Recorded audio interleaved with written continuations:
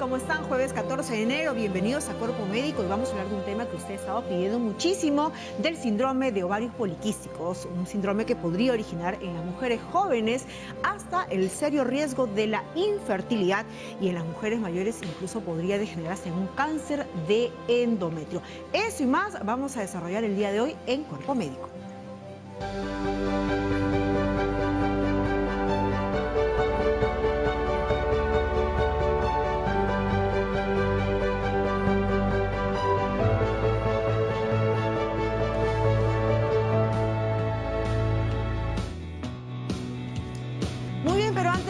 Síndrome de ovario poliquístico, recuerdo, usted puede ya incluso ir colocando sus consultas a través de las redes sociales. Nos toca presentar, como siempre, a esta hora del día, de la tarde, nuestro momento COVID para hablar un poco el análisis de lo que ha sido anunciado el día de ayer.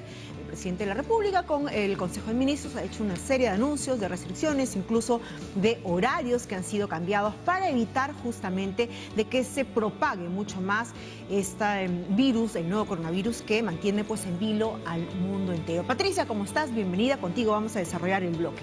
Hola Jennifer, ¿cómo estás? Y hola, ¿cómo están amigos? Nuevamente aquí en Cuerpo Médico. Hay mucho de qué hablar, sé que hay muchas preguntas además que tienen que ver con esto de qué debemos hacer, qué es la segunda ola, cuáles son esas medidas, qué funciona y qué no funciona. Así que tratando de responder alguna de esas preguntas, comenzamos el día de hoy nuestro momento de COVID.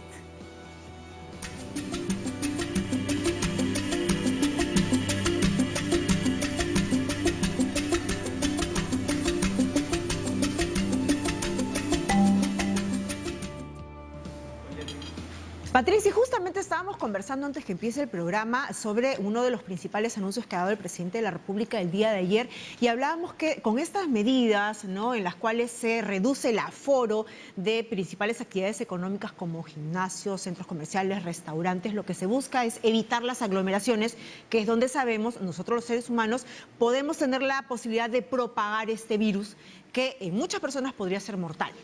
Así es, y para recordarles, y vamos a tratar de pasarles también un videíto que en algún momento en nuestro programa hemos enseñado, este virus, el virus del COVID, se contagia a través de aerosoles. Los aerosoles son unas gotitas muy pequeñitas que nosotros vamos soltando cuando respiramos o cuando hablamos, y que se comienzan a condensar en el ambiente. Y como vemos ahí, por ejemplo, esto es una persona que está en un lugar cerrado y a medida que pasan los minutos, la cantidad de aerosoles se va acumulando porque el lugar es cerrado. Si tenemos varias personas, se acumula con mayor razón esos aerosoles y hacen que una persona que venga de fuera puedan contagiarse. Entonces, ¿cómo reduzco ese riesgo y esa cantidad de aerosoles? Tres medidas fundamentales. Una es reducir el número de personas por unidad de espacio. Y eso es lo que se está hablando cuando se habla de reducir los aforos.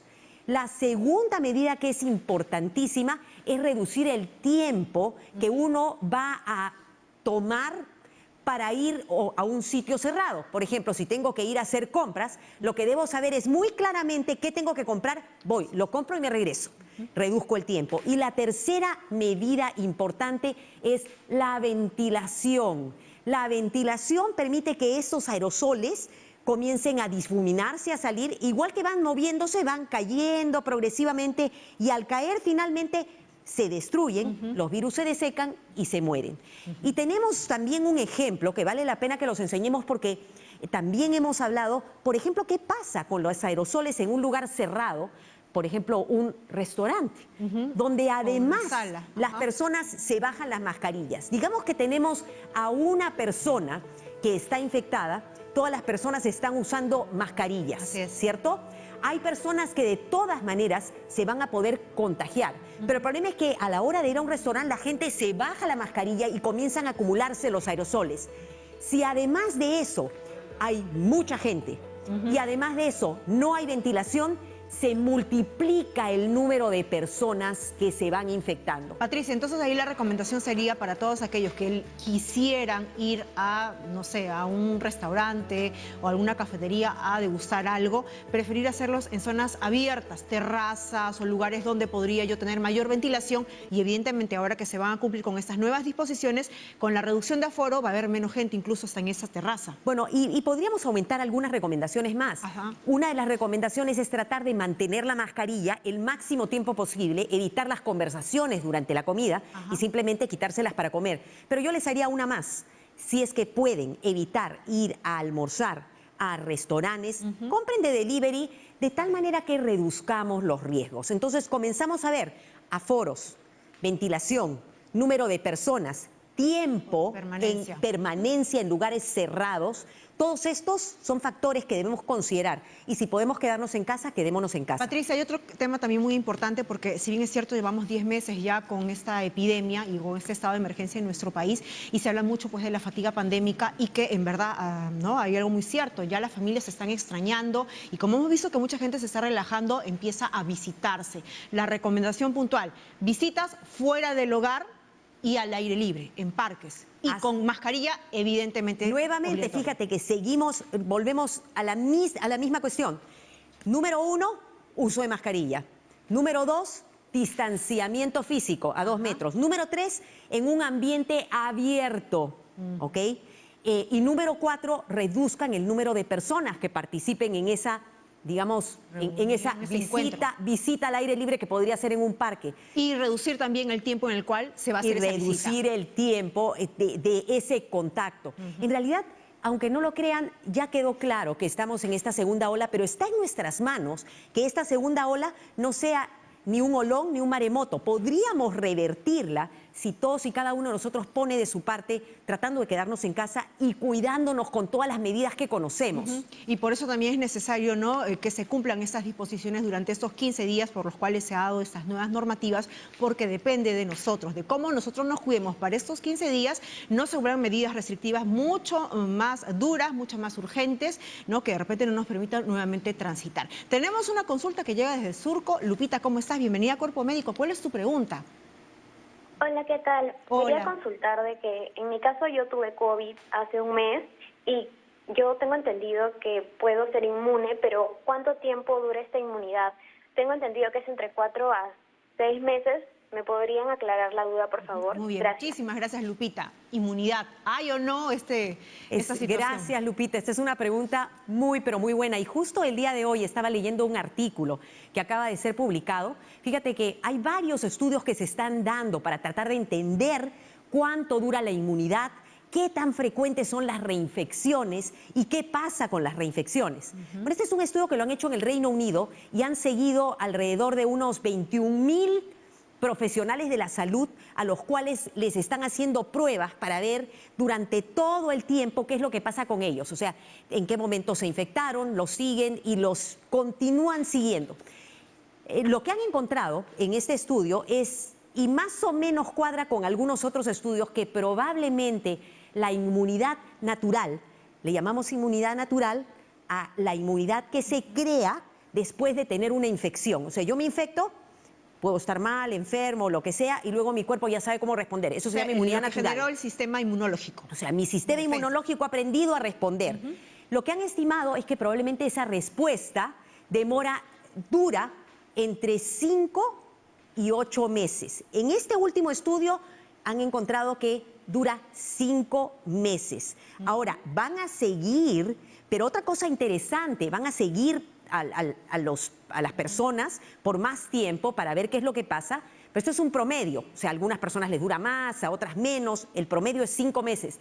¿Pero qué significa esto? ¿Todas las personas se van a infectar? Bueno, tienes que seguirte cuidando, pero lo que han encontrado es que la tasa de reinfección, o sea, una persona que ha estado infectada, ¿cuántos de cada 100 infectados, cuántos se pueden volver a infectar después de 5 meses? Ellos han encontrado que esto es más o menos 1 por cada 100.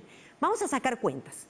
Aquí en el país hay 1 millón de personas ya infectadas.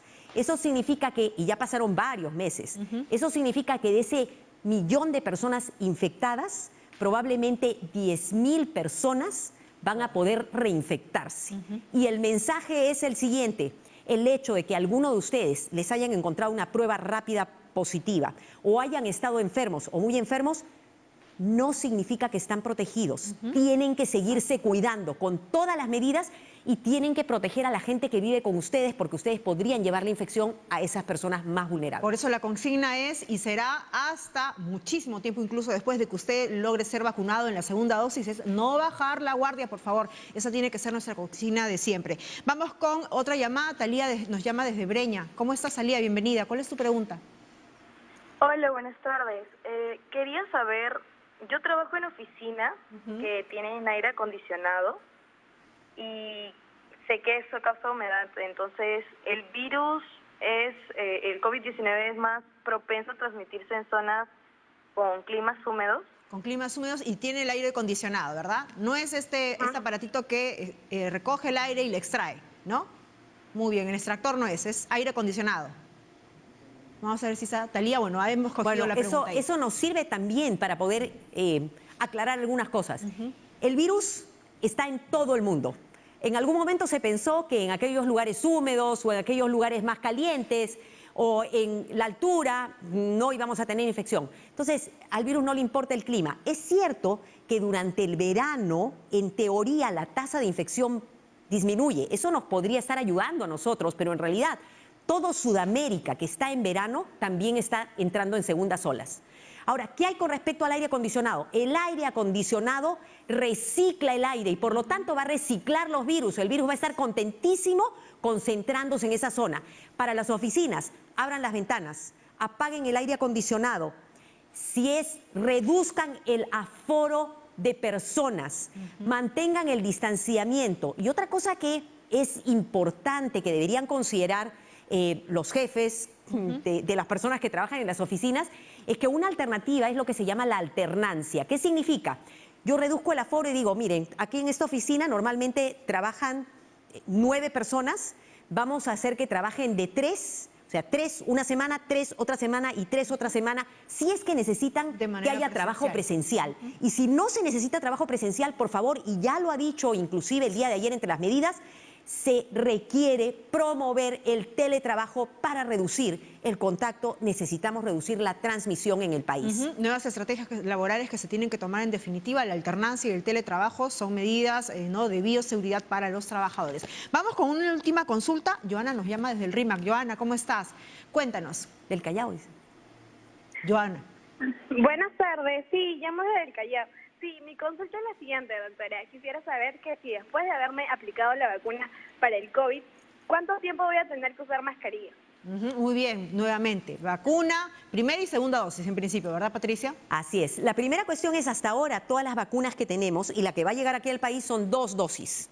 2 dosis primero. Entonces hay que asegurarnos que nos ponemos las 2 dosis. Pero también quiero aprovechar para dar este mensaje.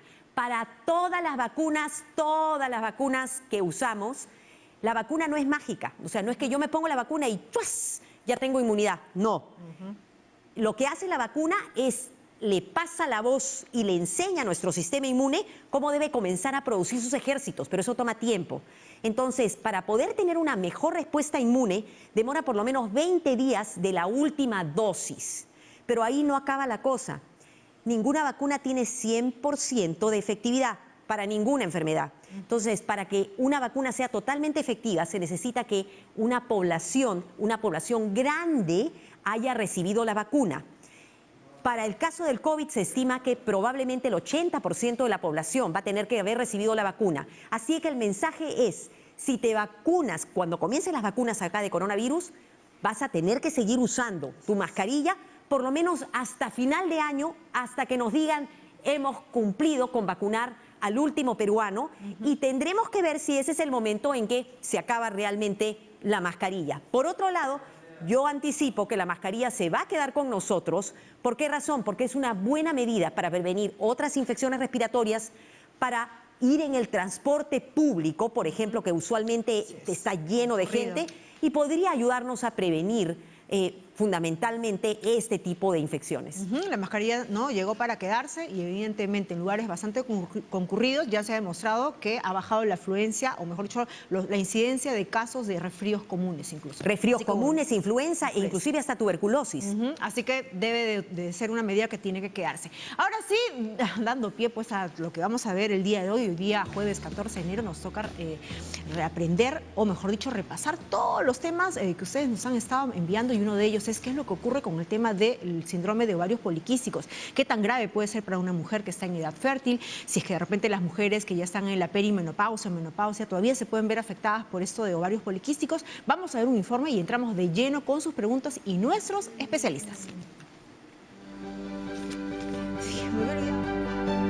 El síndrome de ovario poliquístico es un trastorno que se caracteriza por la aparición de varios quistes dentro del ovario, produciéndose una alteración que incrementa los niveles de hormonas masculinas llamados andrógenos.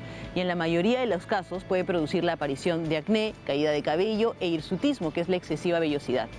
Es importante mencionar que actualmente se desconoce la causa exacta del síndrome de ovario poliquístico, pero se sabe que los antecedentes familiares son un factor de riesgo importante para esta afección, ya que según algunas estadísticas, la mayoría de los pacientes son hijas de mujeres que ya han tenido este trastorno.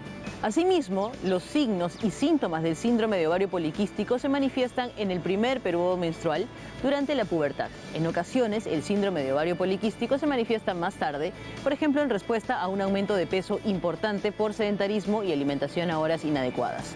Por estas razones, cuando se produce una alteración hormonal, los periodos menstruales se tornan irregulares, escasos o pueden desaparecer. Además, la falta de ovulación genera infertilidad. Más de la mitad de las mujeres con este problema de salud tienen inconvenientes luego para lograr embarazarse. En el caso del diagnóstico y el tratamiento del síndrome de ovario poliquístico, las mujeres deben pasar por un examen ginecológico completo, pruebas hormonales y medirse la glucosa para determinar el tipo de tratamiento que necesita. Por eso, a fin de prevenir problemas de salud como la infertilidad y la diabetes, es necesario que esta enfermedad sea tratada oportunamente, puesto que en el caso de no ser por un tema de sobrepeso, el diagnóstico y tratamiento temprano, junto con el adelgazamiento, puede reducir notablemente el riesgo de tener complicaciones a largo plazo como diabetes tipo 2 y enfermedades cardíacas. Amigos de Cuerpo Médico, un diagnóstico oportuno nos libra de desenlaces irreparables. Recuerden siempre que la prevención es salud. Muchas gracias. Muy bien, como prevención en salud, vamos a presentarles rápidamente a nuestros especialistas que el día de hoy van a absolver todas las consultas que tiene usted a propósito del tema síndrome de ovarios poliquísticos. Estamos acompañados del doctor Javier Puma Medina, él es médico ginecobstetra y jefe de servicio de medicina reproductiva del Hospital Cayetano Heredia. Y también damos la bienvenida al doctor Igor Pérez Solf, médico ginecólogo obstetra, jefe del Departamento de Ginecología y Obstetricia del Hospital Loaiza. Vamos a recordarles los teléfonos para que usted pueda ya una vez llamar y hacer la consulta directamente a los especialistas, el 619-0774, 619-0776 y 619-0777. También tenemos un teléfono habilitado con el servicio de WhatsApp.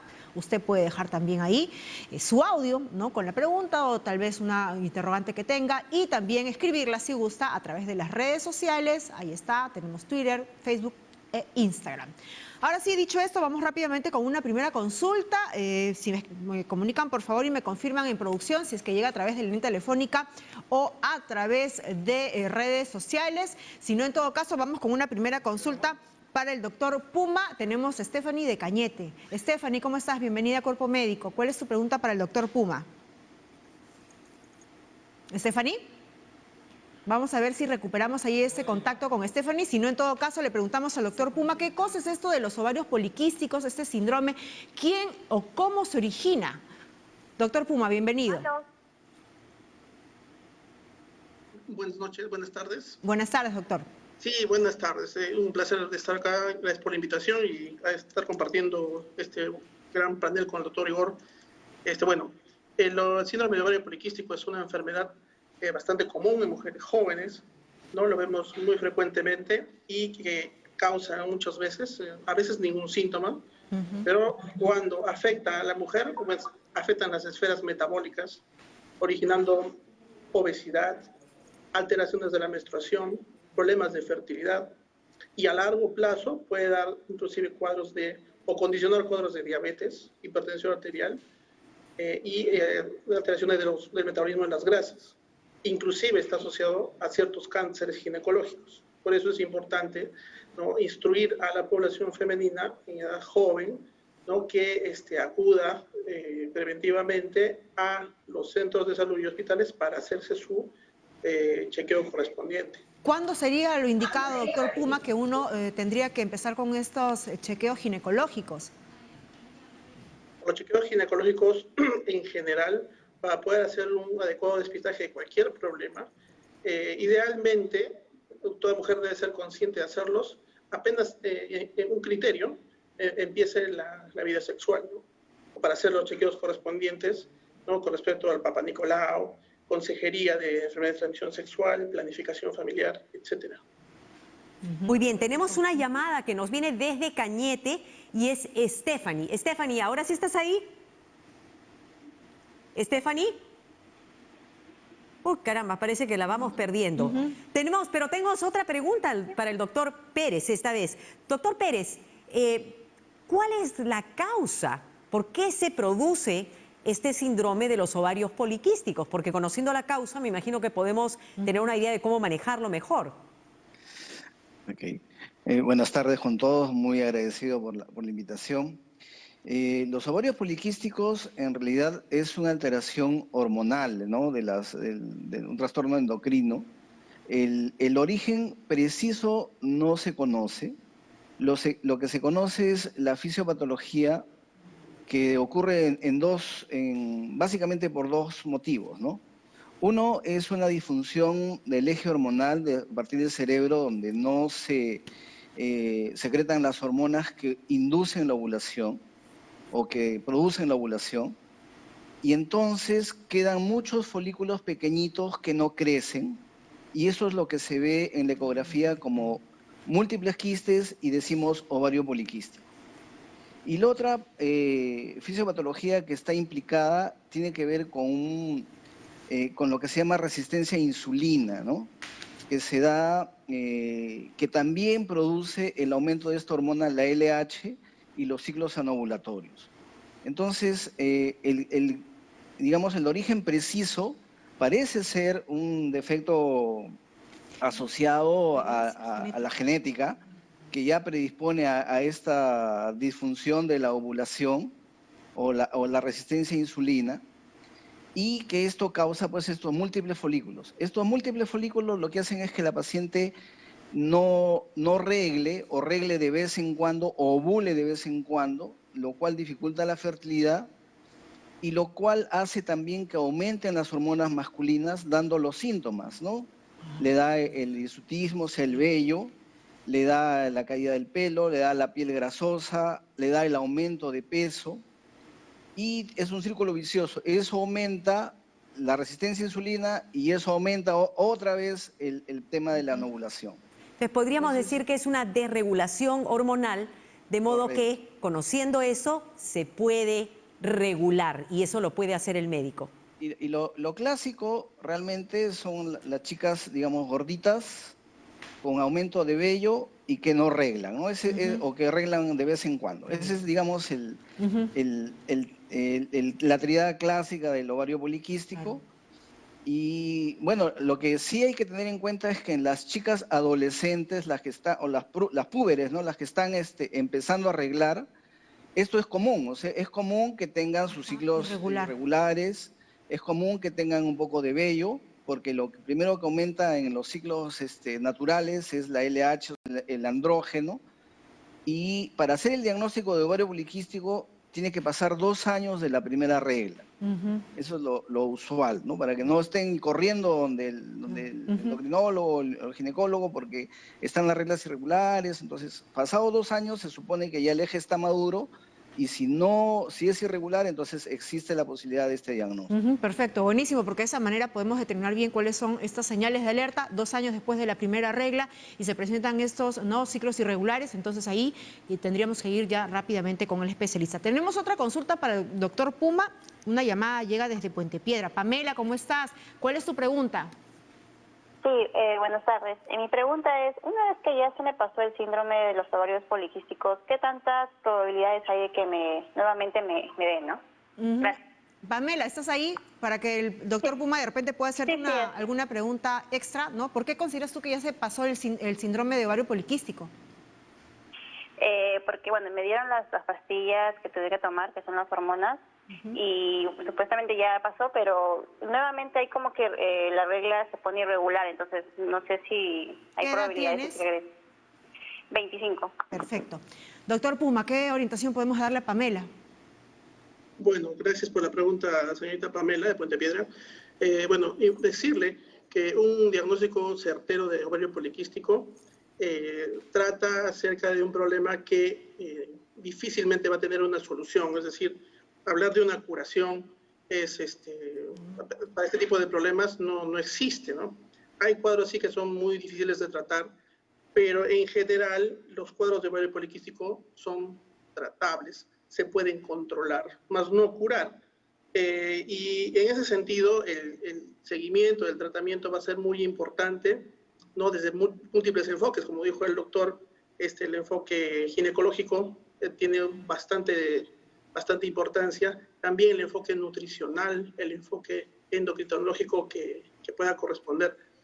Entonces, de que se vaya a curar un ovario poliquístico como tal, no se va a lograr, ¿sí? Se va a poder controlar las manifestaciones asociadas, por ejemplo, el sobrepeso, resistencia a la insulina, algún otro tipo de alteración hormonal, inclusive la función ovárica, se van a controlar con el tratamiento adecuado, individualizado para la paciente, ¿no? Y el seguimiento es importante, ¿no? Estar bien de cerca con su ginecólogo o con su especialista para que ella tenga, más bien no tenga complicaciones a futuro, ¿no? Como mencioné anteriormente, el ovario poliquístico que es incontrolado va a acarrear problemas metabólicos, como ya mencionamos, en el embarazo puede dar preeclampsia, prematuridad, infertilidad, hipertensión arterial, diabetes y hasta cáncer, ¿no? Entonces, para prevenir eso es mejor controlarlo en la etapa de la juventud. Muy bien, doctor. Entonces, para que nos entiendan las televidentes, o sea, no estamos diciendo que esto es, la palabra no es incurable. Recordemos que existen enfermedades que más bien son trastornos crónicos, así como en la diabetes uno tiene que seguir tomando las medicinas y uno tiene que seguirse controlando, pero puede vivir una vida muy buena si está bien controlado, igual con la presión alta.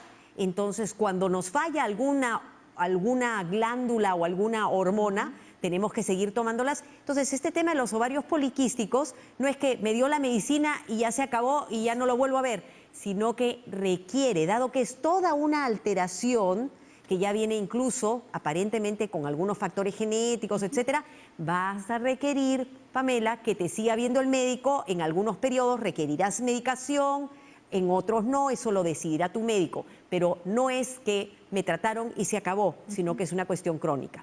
Y tenemos ahora sí una pregunta que nos viene por WhatsApp y es Mónica.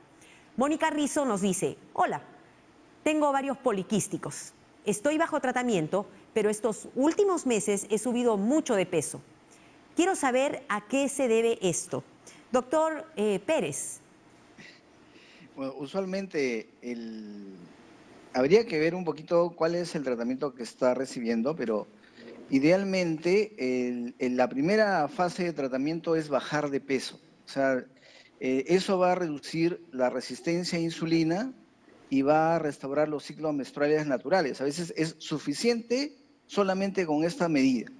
En primer lugar, si ha aumentado de peso, puede ser porque probablemente, ha estado ingiriendo más calorías o más alimentos de lo que se ha recomendado, que podría ser por las fiestas, o ya tiene algún otro tipo de trastorno, ¿no? Asociado, por ejemplo, un hipotiroidismo, ya necesita una evaluación endocrina o una evaluación nutricional para ver por qué está aumentando de peso.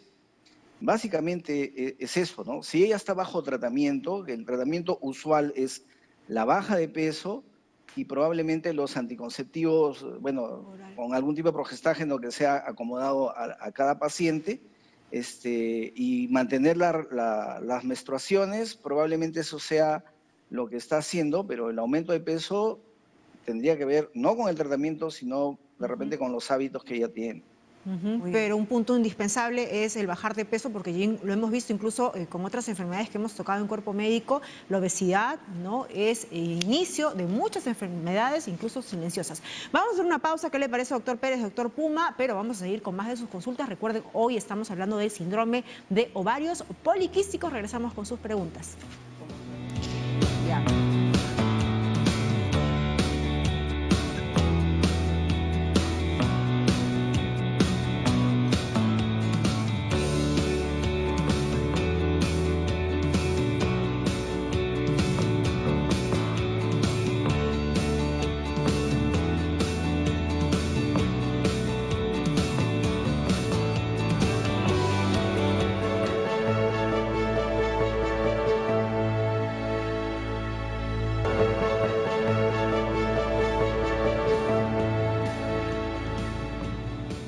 Y hoy estamos hablando en Cuerpo Médico. Recuerda el programa en vivo de 2 a 3 de la tarde por TV Perú. Hoy hablamos del síndrome de ovarios poliquísticos. Tenemos otra consulta. Lorena desde Comas. Lorena, ¿cómo estás? Bienvenida.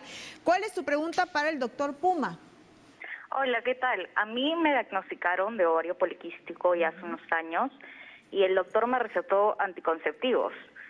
Pero después de 8 meses no me sentí muy cómoda, era muy inestable, tenía cambios de humor, inclusive engordé mucho, pero más que todo un aumento de apetito, ¿no?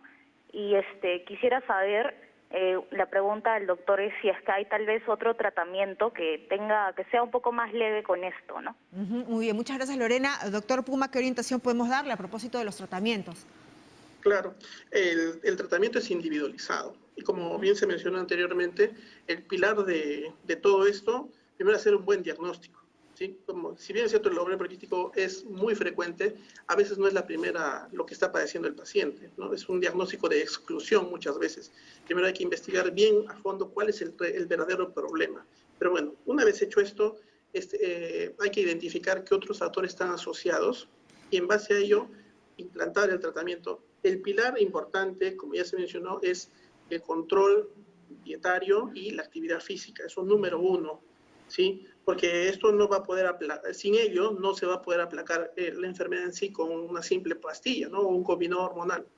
Entonces sí es cierto que existen diferentes combinaciones dependiendo de lo que le llamamos fenotipo de síndrome de ovario poliquístico.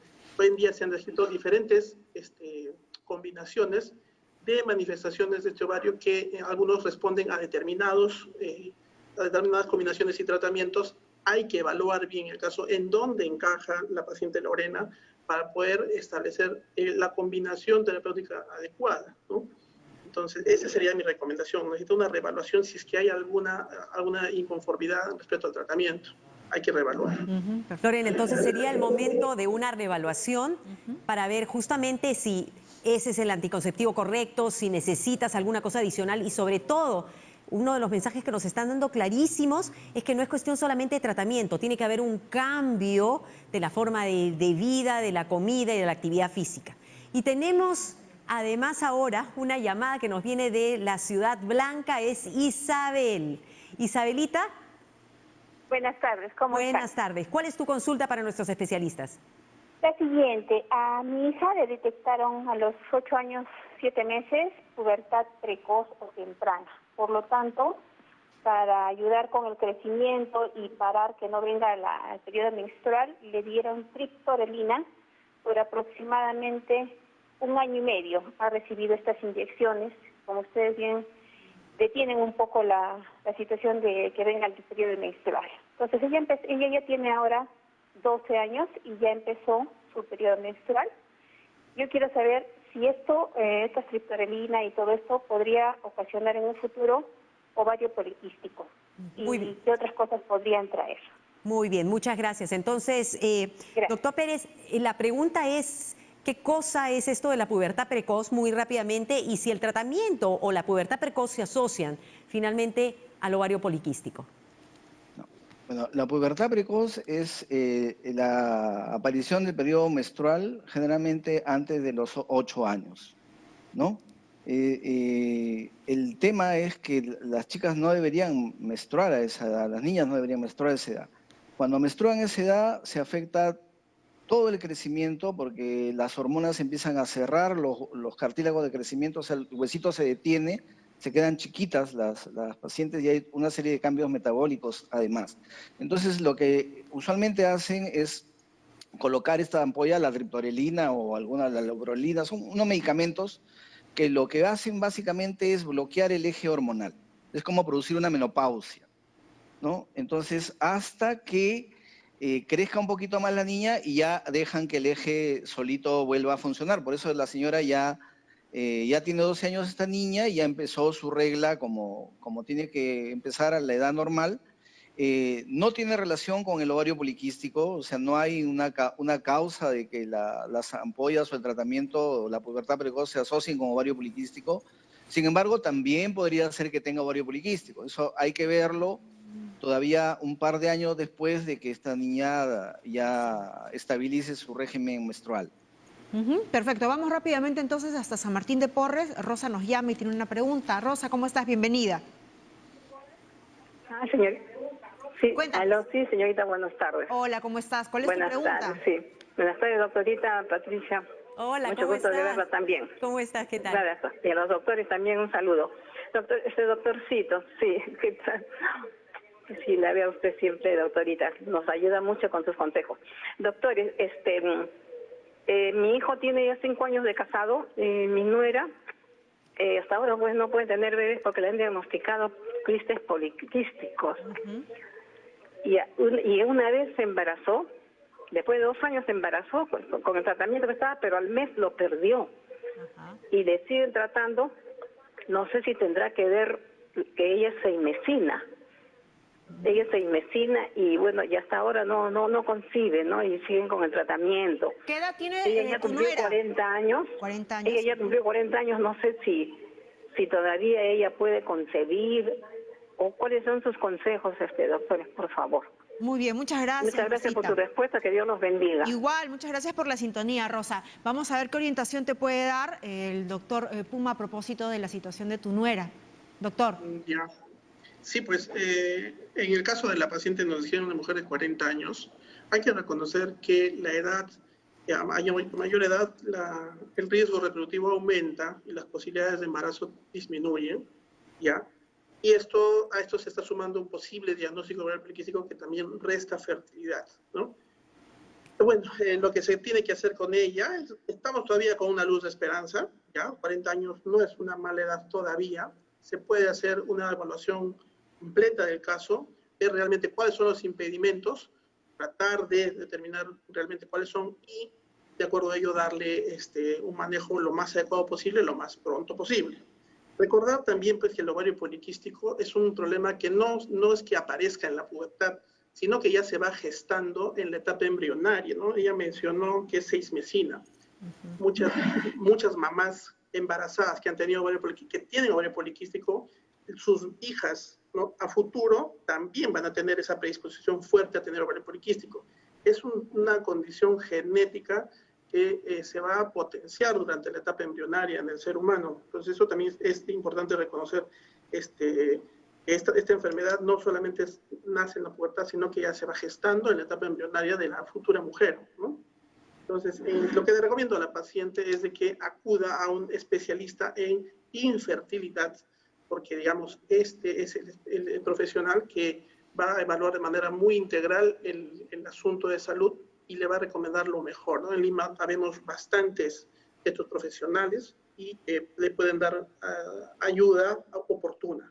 Perfecto, entonces sí hay una luz de esperanza, Rosita, sí hay una luz de esperanza, pero ya convendría que tu nuera vaya y se chequee con un especialista en infertilidad. Así que dale ese consejo que va a ser bien importante para todos. Y el soporte emocional también, ¿no? Y el soporte emocional también, ¿no? O sea, es una situación que puede ser complicada entre la pareja, pero hay una luz de esperanza. Así que adelante, un buen chequeo con el profesional correspondiente. Y tenemos otra llamada que nos está llegando también de la Ciudad Blanca y es Claudia. Claudia, bienvenida. ¿Cuál es tu consulta? Buenas tardes, ¿cómo están? ¿Cómo están? Les comento, yo tengo ovario poliquístico hace 16 años y el detalle es de que, bueno, estoy casada hace 5 y quiero quedar embarazada. El doctor me ha recomendado, porque he tomado, bueno, bastantes medicaciones, anticonceptivos y todo, también con el endocrino, y me ha recomendado un drilling ovárico para poder, digamos, concebir mucho más fácil, ¿no? Entonces quería saber si esa era una solución adecuada para poder quedar embarazada lo más pronto, ¿no? Perfecto, Claudita. Vamos a ver qué nos dice el doctor Pérez y se nos explica de qué se trata ese procedimiento en todo caso. Correcto. El ovario poliquístico tiene un par de aspectos que hay que tener en cuenta, ¿no? Es la paciente que quiere quedar embarazada y la paciente que no quiere quedar embarazada. En la que no quiere quedar embarazada, lo que hay es que controlar las hormonas, tratar de que siga el ciclo menstrual y, bueno, controlar el aspecto metabólico y hacer los controles continuamente. En las señoras que quieren quedar embarazadas, lo que hay que hacer es inducir la ovulación, o sea, tratar de que la paciente ovule. Acordémonos que lo que hay es un trastorno hormonal que no deja que ovulen los pacientes, básicamente, ¿no? Entonces, habría que evaluar los otros aspectos, el aspecto de las trompas, el aspecto del esposo, si eso está normal y es únicamente ovario poliquístico, lo único que se necesita es la inducción de ovulación.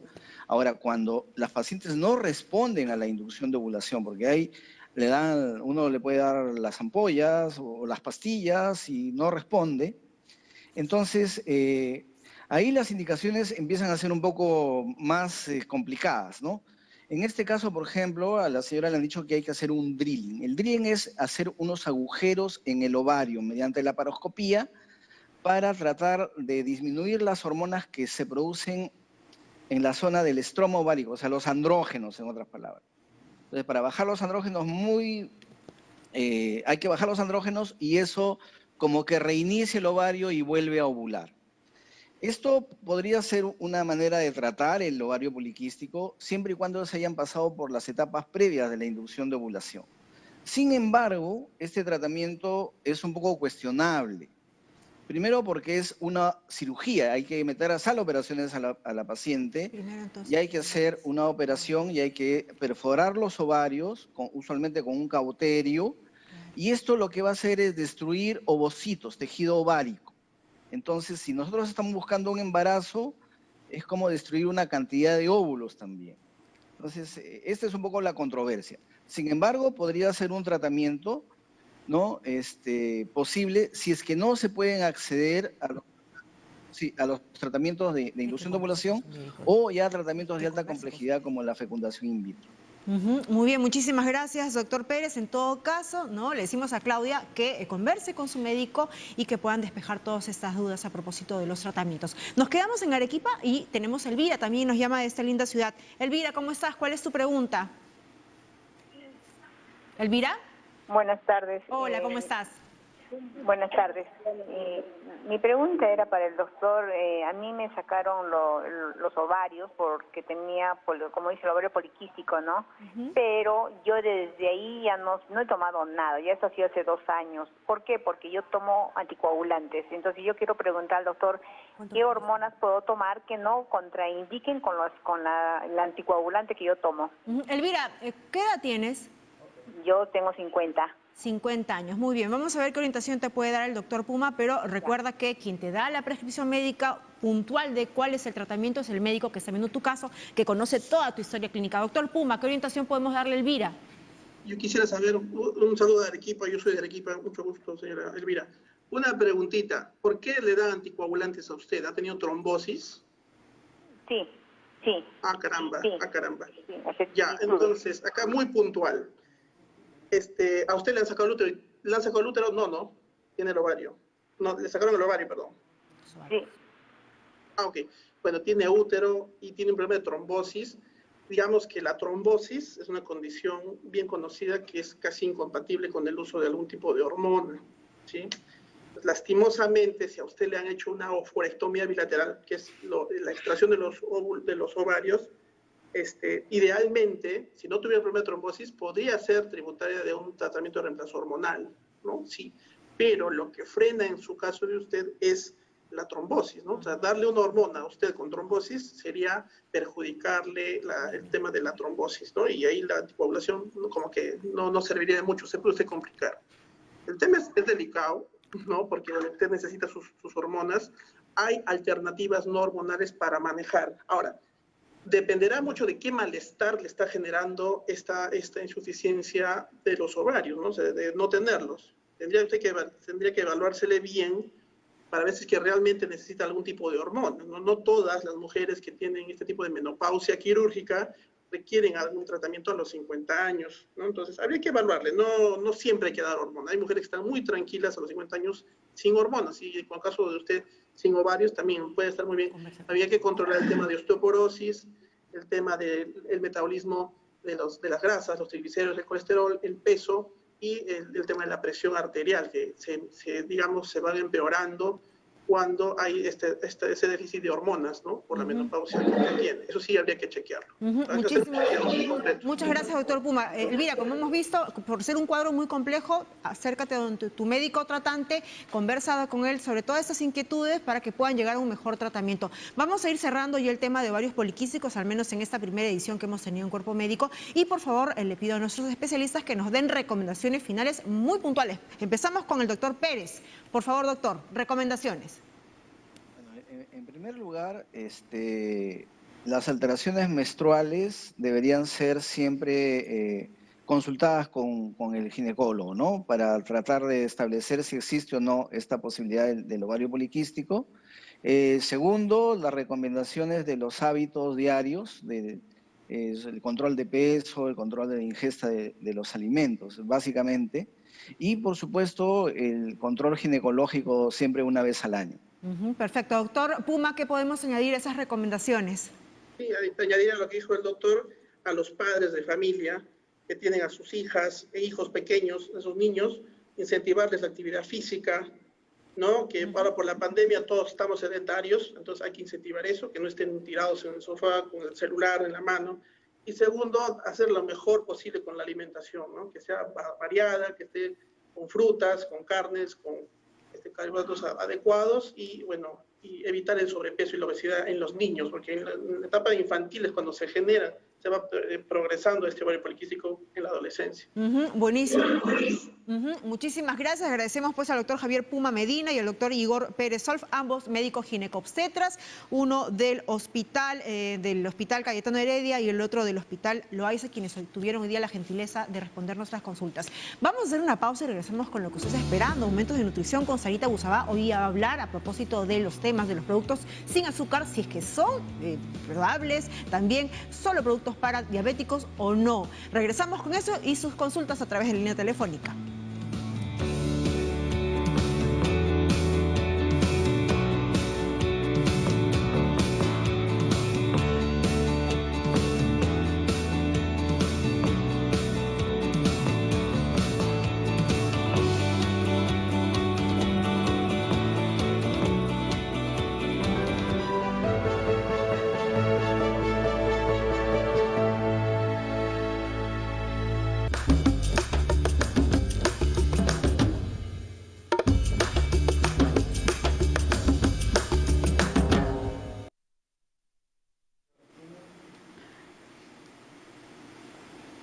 Amigos, ya estamos listos para poder resolver todas las consultas. De hecho, el tema anunciado sobre esos alimentos sin azúcar, ¿son buenos o recomendados o significa que son para diabéticos? Lo vamos a responder mañana. Es que hemos tenido muchísimas preguntas también sobre nutrición, así que hoy nos damos el espacio para que ustedes puedan preguntar a lo largo y ancho de todo nuestro país qué preguntas tienen sobre nutrición. Y ya tenemos la primera desde Magdalena. Olga está en la línea. ¿Cómo estás, Olga? Bienvenida. Buenas tardes, muchas gracias por recepcionar mi pregunta. Deseo saber si pueden los omegas de la chía y la linaza, luego de ser metabolizados en nuestro organismo, actuar de la misma manera que el DHA que se encuentran, por ejemplo, en los mariscos, porque soy vegetariana y no deseo privarme de este nutriente. Ay, qué linda tu pregunta, muchísimas gracias. Vamos a explicar que tanto la linaza como la chía son semillas que efectivamente cargan aceites insaturados.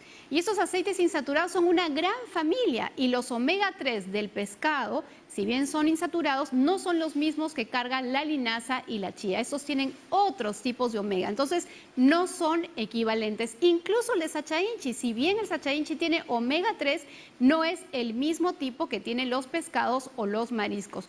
En tu caso, siendo o teniendo una alimentación vegetariana, habría que suplementarte en todo caso con omega 3 para que no te pierdas ese nutriente que es tan importante.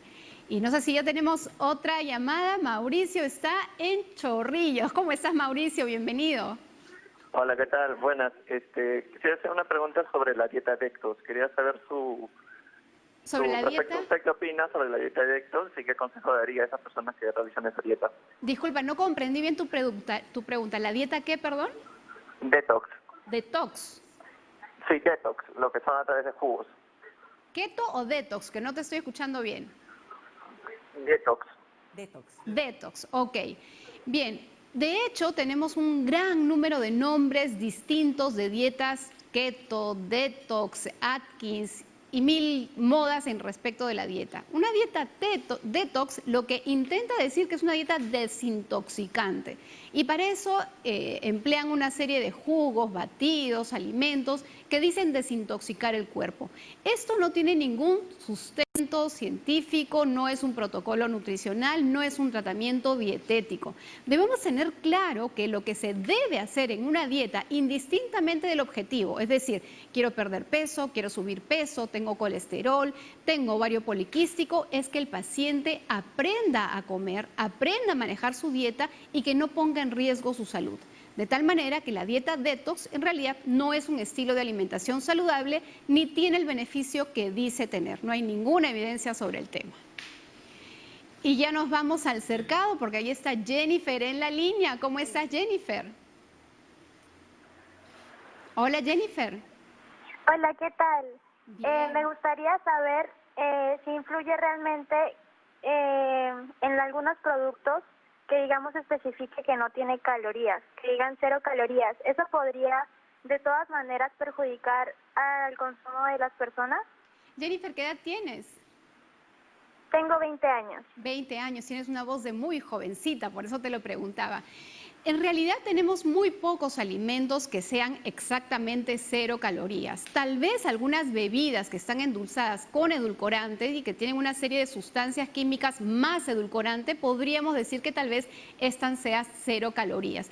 De tal manera que es una bebida, si estamos hablando de bebidas, que tal vez podría aportar hidratación, pero hay que leer los ingredientes para ver qué más contiene. De pronto es un conglomerado de químicos que más que simplemente hidratar, pueden tener otros impactos en tu salud si es que los consumes con frecuencia. Buscar en la mayoría alimentos con 0 calorías, entonces significa que tampoco tiene nutrientes y por tanto no estaría, digamos, balanceada o completa tu dieta. Esos alimentos o bebidas que tienen 0 calorías hay que tomarlas con cuidado y ver que estén indicadas en un momento y en la frecuencia de consumo que el paciente necesita. Por eso siempre decimos que las dietas son personalizadas. Lo que le sirve a la persona A no necesariamente le sirve a la persona B. Siempre busca una buena asesoría, Jennifer, por favor. De hecho, tenemos muy buenas páginas seguras en redes sociales, en internet y muchas colegas que también puedes escribirles directamente para que puedas despejar tus dudas. Y nos vamos ahora a recibir una consulta desde Twitter y vamos a leerla. Máximo Robles nos pregunta, tengo 20 años, tengo un peso promedio, pero me gustaría saber ¿con qué alimentos puedo ganar masa muscular? Gracias, Máximo, por esta consulta. Número 1, tener en cuenta que para poder lograr aumentar nuestra masa muscular, tenemos que tener un peso adecuado y una composición corporal buena. Estar en un buen peso no asegura que tengas una composición corporal buena, es decir, una cantidad de grasa en tu cuerpo más reducida para luego empezar a ganar masa muscular. Ahora, si me preguntas cuáles son los alimentos más recomendados, nos vamos a ir definitivamente a los alimentos ricos en proteínas. El huevo, por ejemplo, es una excelente alternativa, los lácteos descremados también, el pescado, el pollo, la carne, inclusive las vísceras. Ahora, yo te digo vísceras y tú escucharás, ay no, pero yo no escucho que las vísceras vamos a recomendarlas para aumentar masa muscular. Lo que pasa es que tienes que buscar a un nutricionista bien formado que pueda asesorarte en verdaderamente yo qué cosa necesito para lograr esta ganancia de masa muscular. Nuevamente reitero, las dietas deben ser personalizadas y lo que le sirve a A no necesariamente le sirve a B. Eso es muy importante. Muchísimas gracias, Sarita. Entonces nos olvidamos de estar siguiendo pues esas recetas milagrosas que se cuelgan de las dietas de J.Lo, en las que uno ve en revistas o por internet las de moda. Eso es muy importante, Jennifer, porque hay que tener en cuenta la condición de salud de la persona. Y no todo lo natural necesariamente es lo mejor o lo más indicado. Hay que ver la edad de la persona, hay que ver su estilo de vida, hay que ver su salud, hay que ver sus objetivos. Exacto. Y, nuevamente, estar delgado no es equivalente a estar bien nutrido. Hay que hacer una evaluación objetiva de ese paciente. Claro que sí. Muchísimas gracias, Sarita. Siempre es pertinente todas esas recomendaciones para saber comer muy bien. Así que ahí está anotadito para ti. Bueno, y el día de hoy hemos hablado acerca de un tema que es el síndrome de ovario poliquístico. Y nos ha quedado claro que no se sabe la causa exacta de los ovarios poliquísticos, pero lo que sí sabemos es que pueden ocasionar daños importantes, infertilidad, diabetes e incluso un cáncer llamado el cáncer de endometrio. Así que, señoras y señores también, estemos atentos a este problema. Muy bien, muchísimas gracias, Patricia, Sarita, y volvemos a la triada de prevención, salud, ¿no? Saludable, buena alimentación y ejercicios periódicamente diarios, hay que decir.